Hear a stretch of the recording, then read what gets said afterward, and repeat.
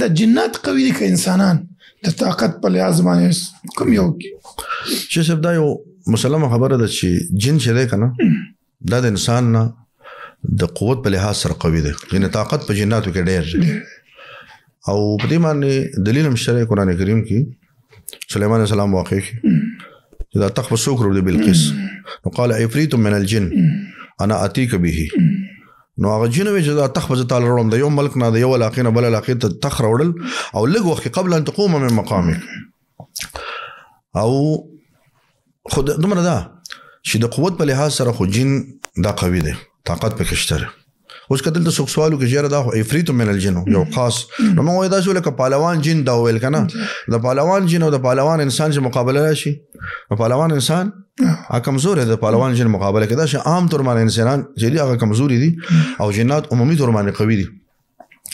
خو بیا دلته تاسو دا نقطه یاد ساتئ چې د فضیلت معیار چې دی کنه قوت طاقت نه لري، هغه علم ده.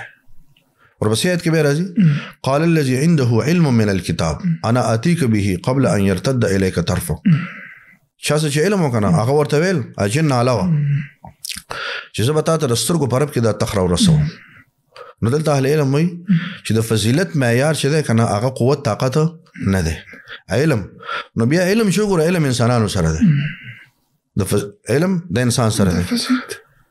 کومه تاسو ګورو کنه جنات کډیر قوي شي کنه نو اتی کډیرم قوي شي، اس کډیرم قوي شي، خو شته جهاز نه جوړ کړي، لال سپیکر هغه نه جوړ کړي، مثال بل پرانا دا سیستم هغه نه کړي، ریل ګاډي دا نور چې کومه آلات دي د انسانانو جوړ کړي.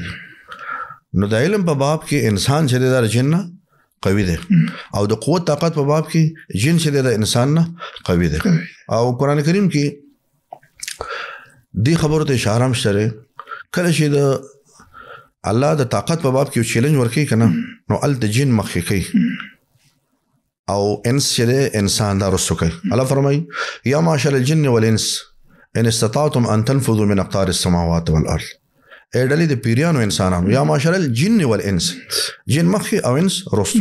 که تاسو مکه اسمان د کنارونو وته شي نو وزي نو هلته طاقتور خلک مخې کې جنات او چې کله د علم خبر راشي نو هلته الله انسانان مخې کې. قرآن کریم کې د انسان مخې یا جن رستو یا یو تقدیم تاخير دي خبره نقطې کله چې د علمي مقابله راشي نو هلته الله انسان مخې کې قل ان اجتمعت الانس والجن على ان ياتوا بمثل هذا القران. که انسانانو پیران راجم شي کنه او د قرآن په مثل لوړې شنو لا اتونه بمثله نشي راوړي. نو د علم په لحاظ سره انسان قوي او د قوت طاقت د زور په لحاظ سره جن شره دا.